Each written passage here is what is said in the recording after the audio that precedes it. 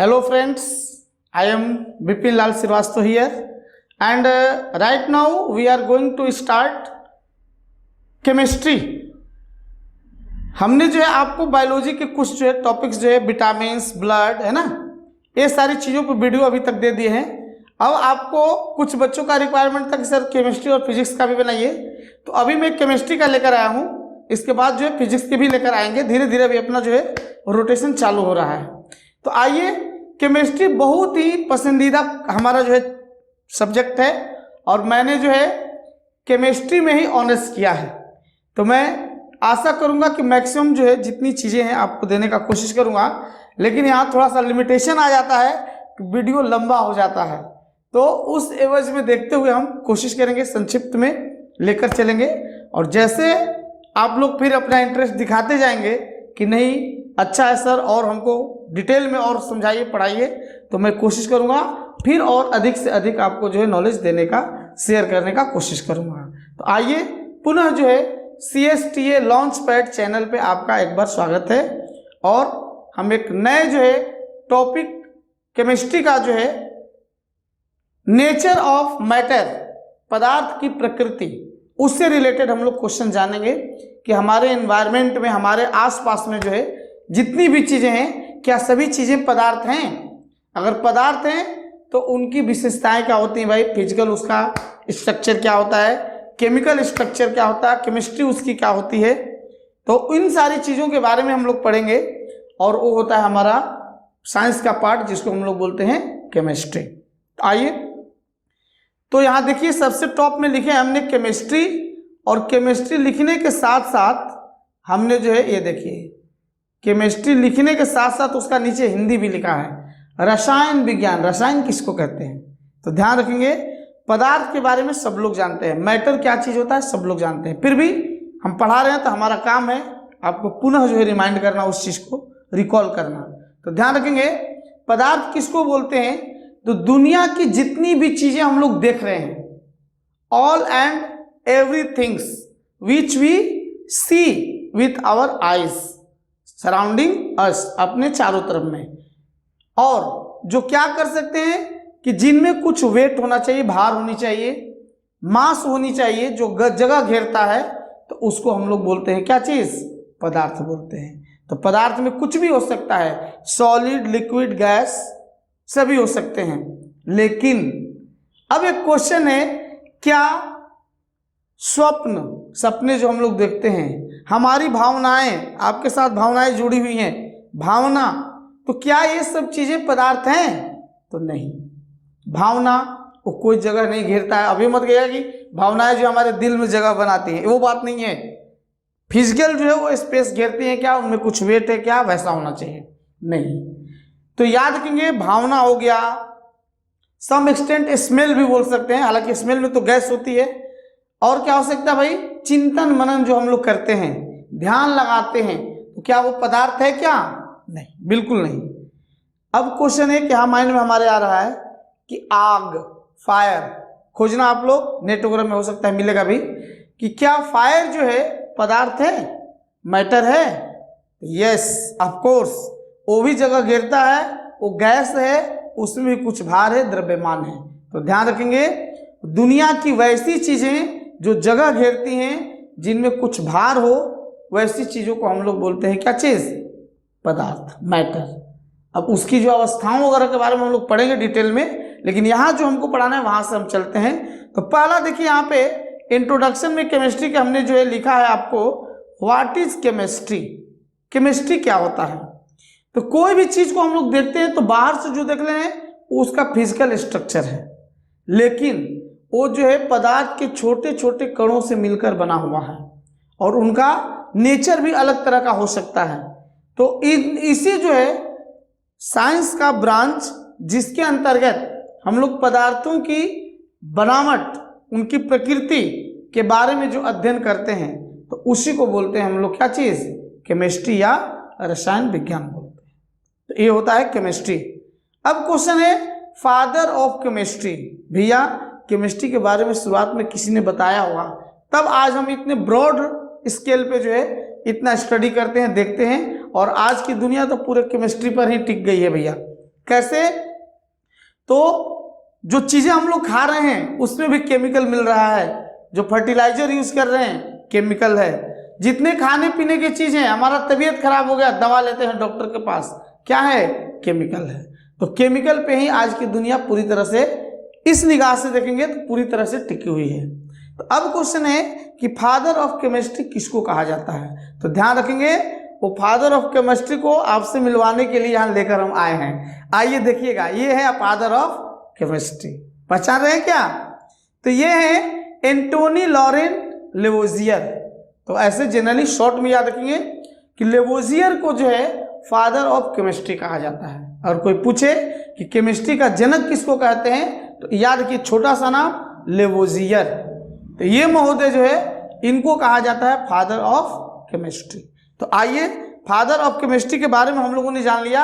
अब पुनः आते हैं बैक स्लाइड पे कि ब्रांच ऑफ केमिस्ट्री, केमिस्ट्री के कितने ब्रांच होते हैं?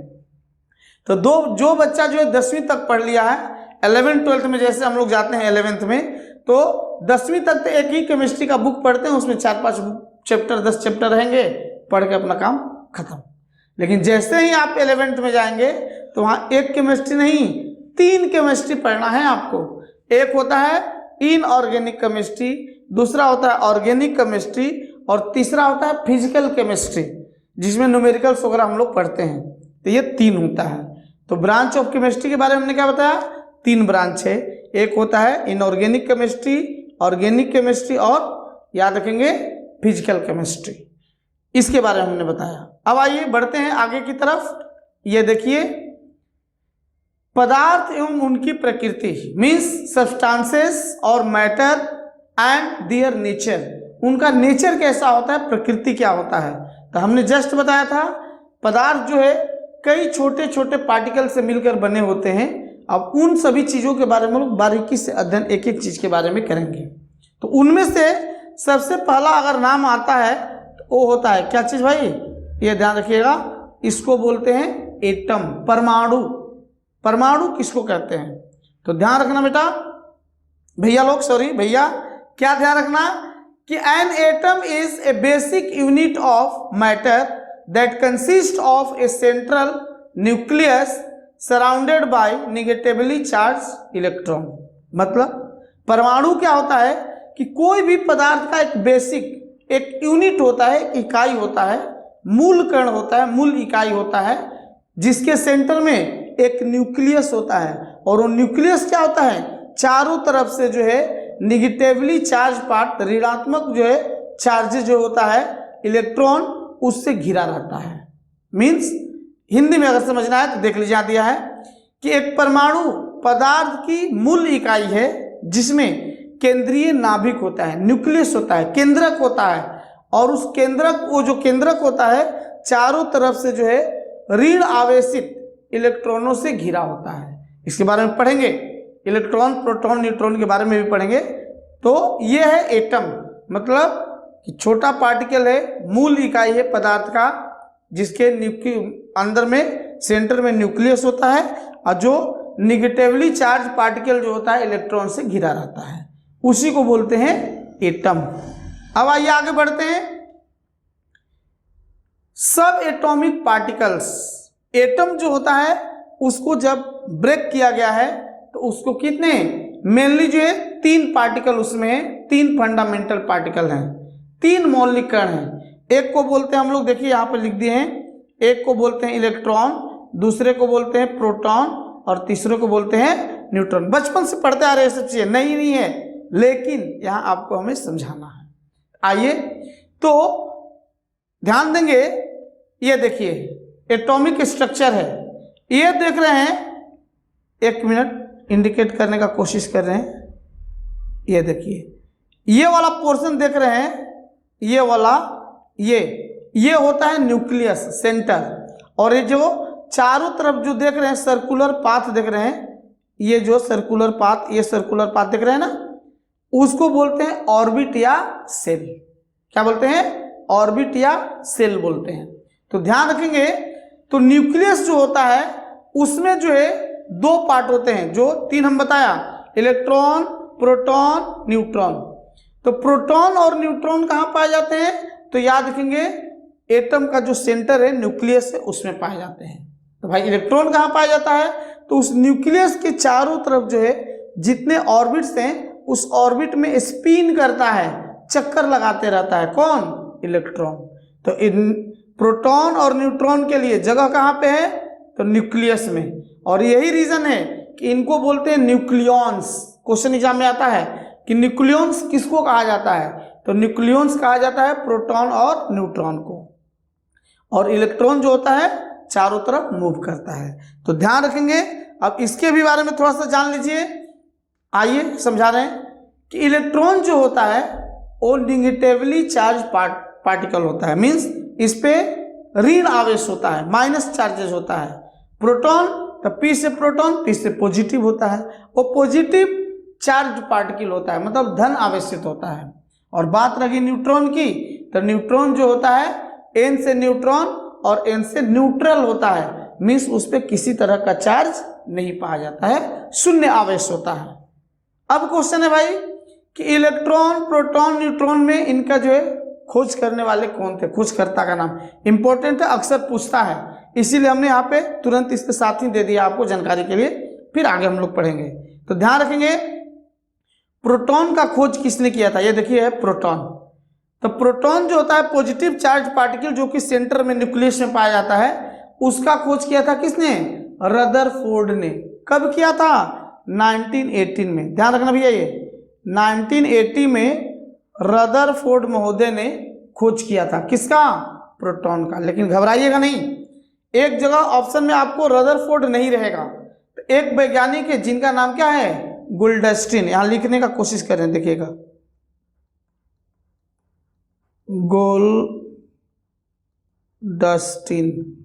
गोल्डस्टीन महोदय ने खोज किया था। किसका?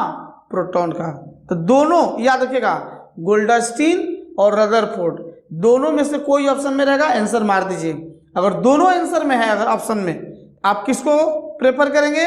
तो रदरफोर्ड को ही आंसर मारिएगा। तो याद रखेंगे प्रोटॉन का खोज किसने किया था भाई? रदरफोर्ड, 1918 में। सेकंड देखिए इलेक्ट्रॉन। ऐसा हम लोग तो रट्टा मारे थे एग्जाम जब देना था हम लोग का, तो पूरा इलेक्ट्रॉन का चार्ज कितना होता है, प्रोटॉन पे चार्ज कितना होता है, सब चीज़ें हम लोग रट्टा मार के रखे थे। अब आप लोग को सिखा रहे हैं ताकि आप भी भाई अपना फ्यूचर जो है ब्राइट बनाइए। आइए, इलेक्ट्रॉन का खोज किसने किया था? तो जे थॉमसन। कब किए थे? तो देखिए 1897, ये देखिए 1897 में किसने किया था भाई? जे थॉमसन, 1897 में। अब थर्ड वाला देखिए, यह है न्यूट्रॉन। न्यूट्रॉन का खोज किसने किया था भाई? तो याद रखिए जेम्स चैडविक ने किया था। ये देखिए जेम्स चैडविक। कब किए थे? 1932। मतलब इनमें सबसे पहले कौन खोजा गया? इलेक्ट्रॉन, उसके बाद प्रोटॉन, इसके बाद न्यूट्रॉन। तो न्यूट्रॉन का अक्सर पूछता है खोज किसने किया था? तो याद रखेंगे चैडविक ने किया था। कब किया था? 1932 में। एकदम याद करते चलना भैया। नेक्स्ट, अब आइए देख लेते हैं, ये देखेंगे एटॉमिक नंबर किसको बोलते हैं। केवल एक हम आपको माने संक्षिप्त में समझाने का कोशिश कर रहे हैं, फिर डिटेल्स में और आपको हम दूसरे वीडियो में एकदम ब्रीफली बढ़िया से जो है समझाने का कोशिश करेंगे, फार्मूला लिखकर, उनका एग्जाम्पल देकर सब समझाएंगे। लेकिन एक छोटा सा एक आइडिया आपके दिमाग में जनरेट करने का कोशिश कर रहा हूँ। तो देखेंगे एटॉमिक नंबर किसको बोलते हैं। तो ध्यान रखेंगे number of proton present in nucleus. हमने बोला कि कोई भी एटम के न्यूक्लियस में, ये देखिए सेंटर पार्ट जो है बताए थे आप लोग को, ये वाला, सॉरी ये वाला जो सेंटर पार्ट देख रहे हैं, ये वाला न्यूक्लियस, ये न्यूक्लियस जो है उसमें प्रोटॉन पाया जाता है। तो न्यूक्लियस में जितने प्रोटॉन होंगे तो उसी को हम लोग बोलेंगे एटॉमिक नंबर या परमाणु संख्या। तो ध्यान रखेंगे एटॉमिक नंबर किसको बोलेंगे? तो प्रोटॉन की संख्या को हम लोग बोलते हैं क्या? एटॉमिक नंबर, परमाणु संख्या या परमाणु क्रमांक। तो मतलब एटॉमिक नंबर इक्वल टू हम लोग क्या बोल सकते हैं? Number of proton. नेक्स्ट देखिएगा मास नंबर। मास नंबर किसको बोलते हैं? तो ध्यान रखेंगे उसके न्यूक्लियस में, सेंटर में कोई भी एटम है, ये लीजिए समझा रहे हैं, कोई भी एटम है उसके न्यूक्लियस में, ये न्यूक्लियस है, जितने प्रोटॉन है और जितने न्यूट्रॉन है दोनों को ऐड कर देंगे, सम कर देंगे, तो उसको हम लोग बोलते हैं क्या चीज, मास नंबर। तो ध्यान रखेंगे मास नंबर इक्वल टू क्या बोल सकते हैं हम लोग, number of proton plus number of neutron.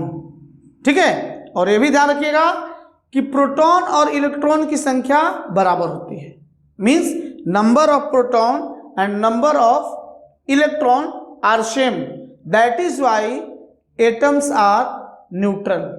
परमाणु क्या होते हैं, विद्युतीय उदासीन होते हैं। क्वेश्चन आता था हम लोग को कि परमाणु जो होते हैं, एटम जो होते हैं, विद्युतीय उदासीन होते हैं, क्यों? तो ध्यान रखिएगा कि number of electron and number of proton are same in number in any atom, then means positive charges and negative charges दोनों इक्वल हो गया, तो सीधा सीधे समझिए दोनों इक्वल हो गया, मतलब न्यूट्रलाइज हो गया। इसीलिए परमाणु जो होता है क्या, विद्युतीय उदासीन होता है। तो अब आइए, एटॉमिक नंबर हमने देख लिया, हाँ एटॉमिक नंबर देख लिया, मास नंबर देख लिया, द्रव्यमान संख्या, या दूसरे तौर पे इसको परमाणु भार भी बोल सकते हैं। ठीक है, अब आइए, अब देखते हैं आइसोटोप्स। तो देखो भैया, जनरली आप लोग देखे होंगे C612 ऐसा, फिर C614 ऐसा देखे होंगे। कार्बन ही है लेकिन दो फॉर्म में है। देखिए ये जो नीचे वाला रहता है, ये जो पोर्शन देख रहे हैं, ये होता है एटॉमिक नंबर, और ऊपर वाला जो होता है मास नंबर होता है। तो मास नंबर लगभग जो एटॉमिक नंबर का क्या होता है, डबल होता है, ये ध्यान रखिएगा हमेशा। तो आइसोटोप्स किसको बोलेंगे, तो those atoms having same atomic number but different mass number, मतलब वैसे परमाणु जिनकी परमाणु संख्या, परमाणु क्रमांक सेम होता है, लेकिन मास नंबर जो है, द्रव्यमान संख्या क्या होता है, डिफरेंट रहेगा, तो उनको हम लोग बोलते हैं क्या चीज, आइसोटोप्स, समस्थानिक। तो देखिए कार्बन के समस्थानिक C612 और C614, ये किसके समस्थानिक हैं, तो याद रखेंगे कार्बन के समस्थानिक हैं। इस तरह से ऑक्सीजन के भी हो सकते हैं, और भी चीज के जो है समस्थानिक होते हैं। तो समस्थानिक मतलब, सम मतलब बराबर, स्थान मतलब प्रोटॉन की संख्या, ऐसा याद रखेगा। तो प्रोटॉन की संख्या जब समान रहेगी तो उसको बोलेंगे क्या चीज, आइसोटोप्स और समस्थानिक। अब आइए देखते हैं ये नेक्स्ट, आइसोबार्स। आइसोबार किसको बोलते हैं, तो हिंदी में देखिए इसका नाम है, आइसोबार का क्या है, समभारिक, मतलब जिसका भार बराबर रहेगा, मास नंबर सेम रहेगा। जस्ट उसके उल्टा, माने those atoms having same mass number but different atomic numbers, मतलब वैसे परमाणु जिनका परमाणु भार सेम रहेगा, द्रव्यमान संख्या सेम रहेगा, लेकिन एटॉमिक नंबर क्या रहेगा, अलग अलग रहेगा, तो उनको बोलते हैं हम लोग क्या, समभारिक, या इंग्लिश में बोलते हैं आइसोबार्स। चलिए इसी टर्म में आगे हम लोग बढ़ते हैं, एक और छोटा सा है आइसोटोन्स। पढ़े होंगे, नहीं पढ़ेंगे तो भैया जान लो, मेरा काम है बताना। आइए आइसोटोन्स किसको बोलते हैं, तो नाम इसका हिंदी में देखो क्या है, हिंदी वाला से तो खटाखट पकड़ में आ जाता है, सम न्यूट्रॉनिक। इंग्लिश में रहेगा तो हो सकता है समझने में थोड़ा दिक्कत लगे, लेकिन हिंदी में रहे तो आप आराम से समझ जाओगे। सम मतलब बराबर, न्यूट्रॉनिक मतलब न्यूट्रॉन की संख्या, मीन्स वैसे परमाणु जिनमें न्यूट्रॉनों की संख्या क्या होती है, सेम होती है, तो उनको हम लोग बोलते हैं क्या चीज, सम न्यूट्रॉनिक या आइसोटोन्स। जैसे ये ले लीजिए, कार्बन का ले लेते हैं 6 और 12 वाला, ठीक है। नाइट्रोजन का ले लेते हैं, नाइट्रोजन क्या होता है 7 और 13। देखिए ये दोनों को माइनस कर देंगे, माने मास नंबर में से एटॉमिक नंबर को घटा देंगे, तो न्यूट्रॉन की संख्या निकल जाएगी कितनी, 6। यहाँ भी देख लीजिए 13 में से ये 13 में से 7 घटाएंगे, ये भी कितना आ जाएगा 6। तो ध्यान रखना भैया कि वैसे परमाणु जिनमें न्यूट्रॉन की संख्या सेम है, देखिए यहाँ पे 6 दोनों में आ गया, इसका मतलब ये दोनों को हम लोग बोल सकते हैं क्या चीज, आइसोटोन्स। टोन्स, सम न्यूट्रॉनिक। और आशा कर रहे हैं कि आप लोग अच्छे से समझ पा रहे होंगे। चलिए अच्छी बात है, अब इसी तर्ज पे आगे की ओर हम लोग जो है बढ़ रहे हैं। नेक्स्ट देखते हैं, अब आइए मॉलिक्यूल्स। तो देखिए पदार्थ का सबसे मूल कण जो है, बेसिक जो है, फंडामेंटल यूनिट्स को हम लोग जान लिए, एटम, और एटम के सब पार्टिकल भी देख लीजिए, बता दिए हमने क्या चीज, इलेक्ट्रॉन, प्रोटॉन और न्यूट्रॉन। अब मोलिक्यूल से थोड़ा सा बड़ा होगा जिसको हम लोग बोलते हैं, सॉरी, एटम से थोड़ा बड़ा पार्ट होगा जिसको हम लोग बोलते हैं क्या चीज, मोलिक्यूल्स। आइए डिफिनीशन से देखते हैं फिर समझाते हैं हम लोग, पढ़िए। मोलिक्यूल्स आर, यहां देखिए, molecules are made of atoms of one or more element. मतलब कि अणु या एक से माने एक या एक से अधिक तत्वों के परमाणुओं से क्या होते हैं, बने होते हैं। मतलब मोलिक्यूल किसको कहेंगे कि एक ही प्रकार के तत्व के परमाणुओं से अगर बना हुआ है तो उसको बोलेंगे मोलिक्यूल्स। और मोलिक्यूल्स जो होते हैं वो बड़े होते हैं, किससे, एटम से। कई एटम्स मिलके, एक या कई एटम मिलकर जो है वो मोलिक्यूल का निर्माण करते हैं। और लेकिन इसमें खासियत है कि एक या एक से अधिक तत्वों के परमाणु से मिलकर बने होते हैं क्या चीज, एटम। और याद रखेंगे कि परमाणु का रासायनिक गुण निर्भर करता है किस पे, मॉलिक्यूल्स के, इस पे जो है निर्भर करता है। एक क्वेश्चन इंपॉर्टेंट है, ऑब्जेक्टिव में आपको हम बताएंगे। आइए नेक्स्ट देखिए, एलिमेंट। एलिमेंट को हम लोग हिंदी में क्या बोलते हैं, तत्व। ध्यान रखना भैया, एलिमेंट को हिंदी में हम लोग क्या बोलते हैं, तत्व बोलते हैं। तत्व क्या होता है, तो ध्यान रखना भैया कि an element is a pure chemical substance consisting of one type of atom, ठीक है, distinguish bye its atomic number. Means तत्व एक शुद्ध रासायनिक पदार्थ होता है जिसमें एक ही प्रकार के परमाणु क्या होते हैं, पाए जाते हैं। एक ही प्रकार के एटम रहेंगे, अगर एक एलिमेंट है तो एक ही प्रकार के उसमें क्या होंगे, परमाणु मिलेंगे, तो उसको हम लोग बोलते हैं क्या चीज, तत्व बोलते हैं, एलिमेंट बोलते हैं। और तत्व के बारे में अब तक जो है ज्ञात तत्वों में जो है लगभग 118 तक पहुंच चुके हैं, एलिमेंट जो है खोजे जा चुके हैं। तो ध्यान रखेंगे कि तत्व जो होता है शुद्ध जो है रासायनिक जो है पदार्थ होता है जो एक ही प्रकार के परमाणु से बना होता है। तो केवल हम एक संक्षिप्त में आपको समझाने का कोशिश कर रहे हैं, फिर इसको डिटेल में हम लोग देखेंगे। और ध्यान रखेंगे कि इस पृथ्वी पे सबसे अधिक मात्रा में पाए जाने वाला तत्व कौन सा है, पूछ सकता है आपके एग्जाम में। तो ध्यान रखेंगे इस पृथ्वी पर अगर देखा जाए तो सबसे जो है अधिक मात्रा में जो है पाए जाने वाला तत्व है दैट इज ऑक्सीजन। ऑक्सीजन सबसे ज्यादा है तत्व के मामले में। उसके बाद सेकेंड नंबर पे आता है सिलिकॉन और थर्ड नंबर पे आता है एल्यूमिनियम। लेकिन घबराना नहीं, इस जो है अर्थ के जो है सरफेस पे अपर लेयर जो है हमारा ये जहाँ हम लोग रह रहे हैं पृथ्वी पे, यहाँ पे सबसे अधिक मात्रा में कौन सी धातु पाई जाती है अगर पूछता है तो ध्यान रखेंगे एल्यूमिनियम। तो ध्यान रखेंगे इस एटमॉस्फेयर में, एटमॉस्फेयर नहीं, इस पृथ्वी पे वातावरण पे सबसे अधिक जो है पाए जाने वाला तत्व कौन है, ऑक्सीजन है। नेक्स्ट, अब तब हम लोग तीन तरह का पढ़े, तीन तरह का पढ़ना अपने को, क्या चीज भाई, पदार्थ में एक होता है तत्व, एक होता है यौगिक और तीसरा होता है क्या चीज, आपका मिश्रण। ध्यान रखेंगे। तो तत्व के बारे में हमने क्या बताया कि तत्व जो होते हैं एक ही प्रकार के परमाणु से बने होते हैं और शुद्ध पदार्थ होते हैं। यौगिक में क्या होता है, तो यौगिक जो होते हैं दो या दो से अधिक या एक से अधिक जो है परमाणु जो है, ठीक है, मिलकर जो है एक निश्चित रेशियो में, एक जो है फिक्स रेशियो होता है उसमें मिलकर जो है यौगिक का निर्माण करते हैं। मतलब यौगिक बोले तो जैसे अगर हम ले लेते हैं, मान लीजिए सॉल्ट लिखते हैं यहाँ पे, सॉल्ट का फॉर्मूला क्या होता है भाई, NaCl।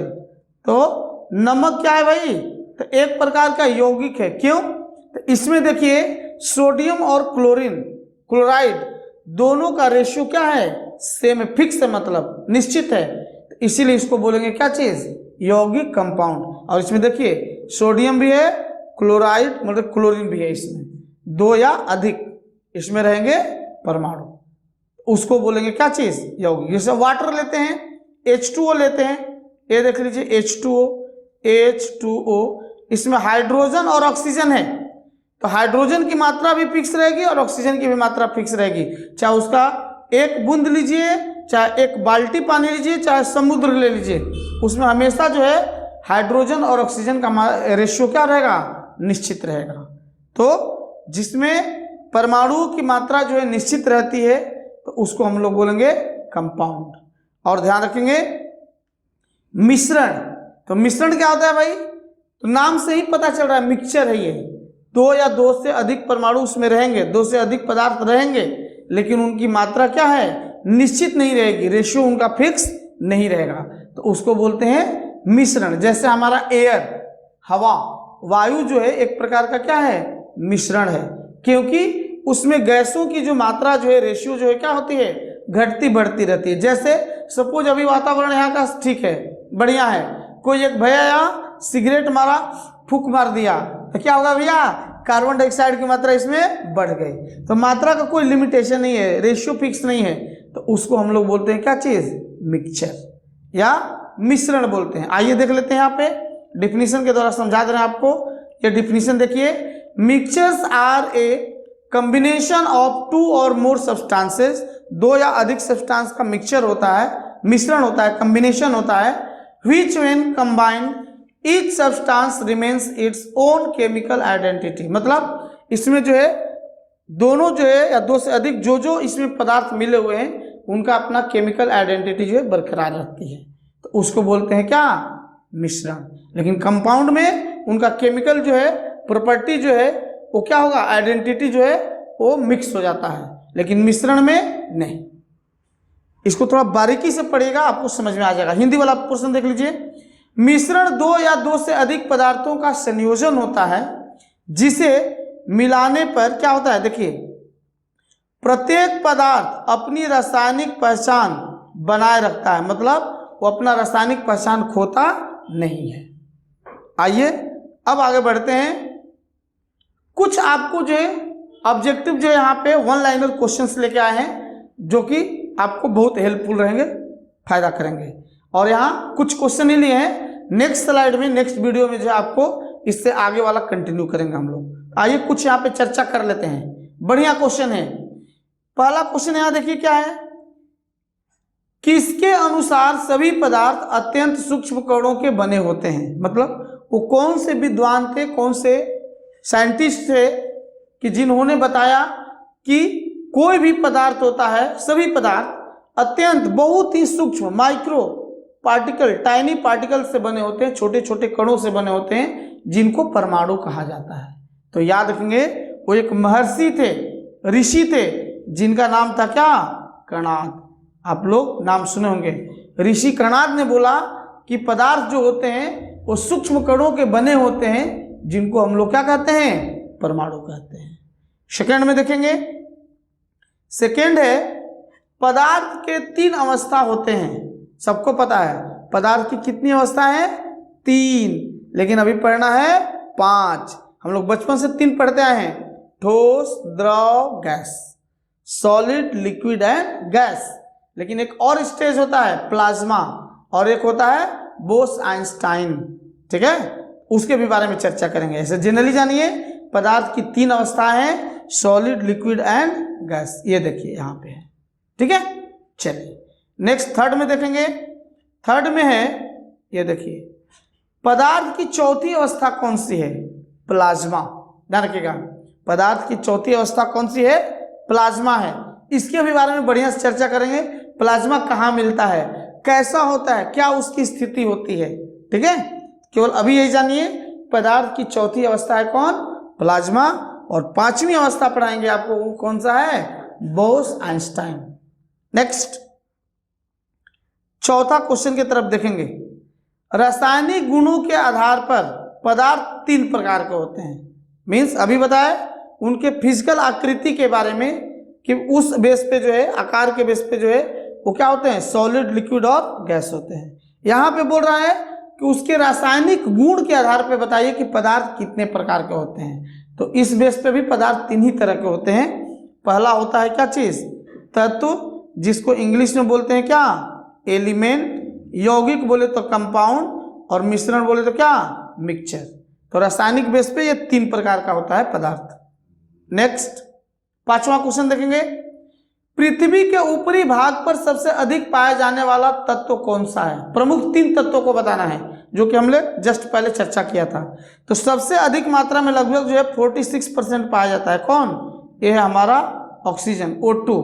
दूसरे नंबर पे आता है सिलिकॉन, और तीसरे नंबर पे क्या आता है, एल्यूमिनियम। तो याद रखेंगे कि पृथ्वी के ऊपरी सतह पे, अपर सरफेस पे जो है 3 प्रकार के तत्व जो मेन है, वो और भी हैं लेकिन मेन 3 का बताना है।